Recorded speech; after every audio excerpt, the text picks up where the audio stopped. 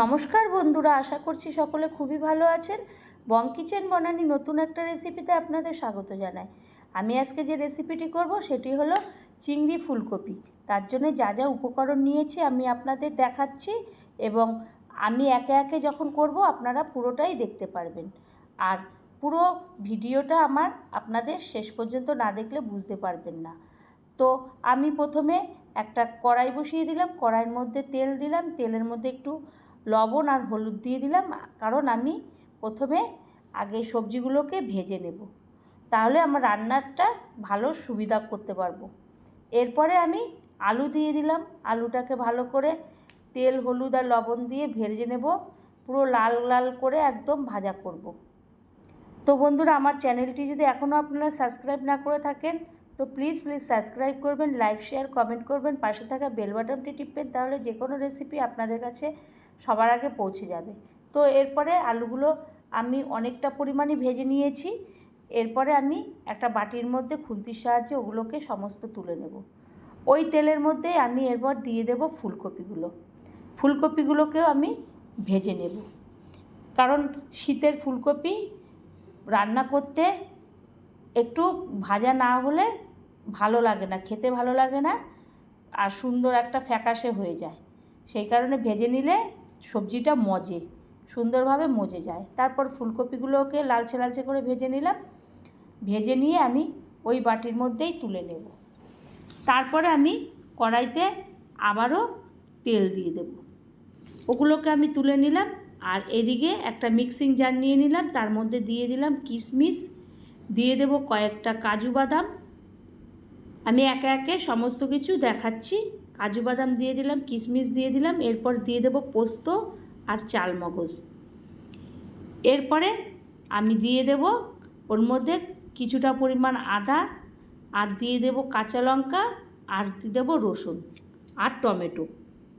এইগুলোকে দিয়ে আমি একটা মিহি পেস্ট তৈরি করব। তো বন্ধুরা, এরকমভাবে একবার হলেও আপনারা বাড়ির সকলকে, এরপরে জল দিয়ে আমি পেস্টটাকে তৈরি করে নেব।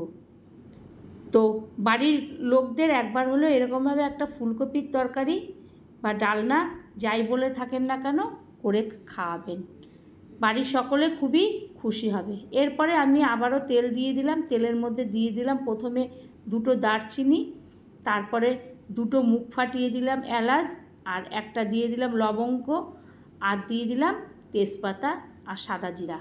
এরপর ফোড়নটাকে ভালো করে আমি সুন্দর যখন একটা গন্ধ ছাড়বে তখন আমি ওর মধ্যে দিয়ে দেব যে কুচনো পেঁয়াজগুলো ছিল, সেই পেঁয়াজগুলোকে আমি দিয়ে দেব। পেঁয়াজগুলো আমি এরপরে খুন্তির সাহায্যে ওই মশলাগুলোর সঙ্গে ভালো করে, যে ফোড়ন দিয়েছি তার সঙ্গে ভালো করে লাল করে ভেজে নেব। আমি ভাজতেই থাকবো যতক্ষণ না ওটা লালচে মতন হয়ে যায়। এইভাবে ভাজতে ভাজতে যখন একটা লাল হয়ে যাবে তখন আমি ওর মধ্যে কিছু গুঁড়ো মশলা দিয়ে দেব। তো এই তরকারিটা আপনারা রুটি কিংবা পরোটা, ফ্রাইড রাইস, পোলাও যে কোনো কিছুর সঙ্গেও খেতে পারবেন, কারণ এটা একটা ঝোল হবে না, সামান্য একটু ঝোল হবে, সেই কারণে আপনারা কষা কষা মতন হবে, এই অন্য কিছু দিয়েও খেতে পারবেন। তো তারপরে আমি ওই গুঁড়ো মশলাগুলোকে অ্যাড করার পরে ওটাকে ভালো করে মশলাগুলোকে পেঁয়াজের সঙ্গে আর গরম মশলা ওগুলোর সঙ্গে ভাজবো, যতক্ষণ না মশলার কড়াই থেকে তেল ছাড়ে ততক্ষণ আমি ভেজে যাব। যখন দেখব কাঁচা গন্ধ দূর হয়ে তেল ছাড়তে শুরু করেছে তখন বুঝবো যে হয়ে গেছে। তখন আমি যে পেস্টটা তৈরি করে রেখেছিলাম আগে, সেই পেস্টটাকে ওর মধ্যে দিয়ে আবারও আমি খুন্তির সাহায্যে কষাতে থাকব। অনবরত আমি কষাবো যাতে না নিচে ধরে যায়। তারপরে একটু দিয়ে দিলাম সামান্য চিনি না দিলে রান্নার ব্যালেন্সটা ঠিক থাকে না আর স্বাদও ওঠে না।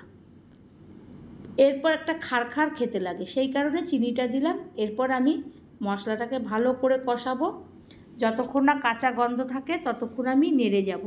যখন দেখব তেল ছাড়তে শুরু করেছে তখন আমি ওর মধ্যে ফুলকপি আর আলু যে ভাজাটা ছিল সেগুলোকে দিয়ে আবারও ওই মশলার সঙ্গে কষাতে থাকবো। কষাতে কষাতে সুন্দরভাবে পুরো মশলাগুলোকে ফুলকপি আলুর সঙ্গে পুরো মাখাবো। যতক্ষণ না ওটা হয়ে যাবে ততক্ষণ আমি এইভাবে নাড়তেই থাকবো। যখন দেখব মশলাগুলো আলু ফুলকপির সঙ্গে মিশে গেছে। ওর মধ্যে থেকে তেল ছাড়তে শুরু করবে মশলার থেকে, কড়াইয়ের গা থেকে, তখন বুঝবো যে হয়ে গেছে।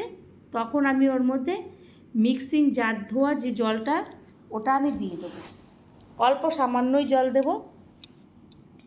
দিয়ে আমি এরপরে যখন একটু ওটা ফুটবে টকবক করে, তখন ওর মধ্যে আমি কিছু টমেটো দিয়ে দেবো, কুচোনো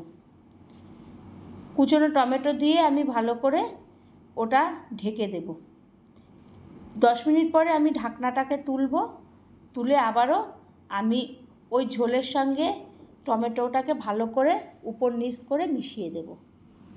তো এইভাবে আমি এই ফুলকপি চিংড়ির তরকারিটা করলাম। আপনারা একবার হলেও এরকমভাবে আমি যেভাবে করলাম, আপনারা একবার হলেও এইভাবে করে দেখবেন, আশা করছি ভালো লাগবে। তারপরে আমি ওর মধ্যে দিয়ে দেব আগে থেকে ফেটিয়ে রেখেছিলাম টক দই, সেই দইটাকে আমি দিয়ে দেব। দিয়ে আবারও খুন্তি দিয়ে ভালো করে নাড়াচাড়া করে সমস্ত দইটাকে ওই কপির সঙ্গে মিশিয়ে দেব। মিশিয়ে দিয়ে তারপরে আমি ওর মধ্যে আগে থেকে আমি কাজের সুবিধার্থে চিংড়ি মাছটাকে ভেজে রেখেছিলাম, সেই চিংড়ি মাছটাকে আমি তখন ওর মধ্যে দিয়ে দেব, তরকারিটার মধ্যে দিয়ে এবার আবারও খুন্তির সাহায্যে ভালো করে মাছটাকে ঝোলের সঙ্গে ডুবিয়ে দেব। এরপর একটা থালা দিয়ে আবারও আমি ঢেকে দেব। কিছুক্ষণ পরে আমি ঢাকনাটাকে তুলে আমি দেখব যে আমার রান্নাটা প্রায় শেষের পথে।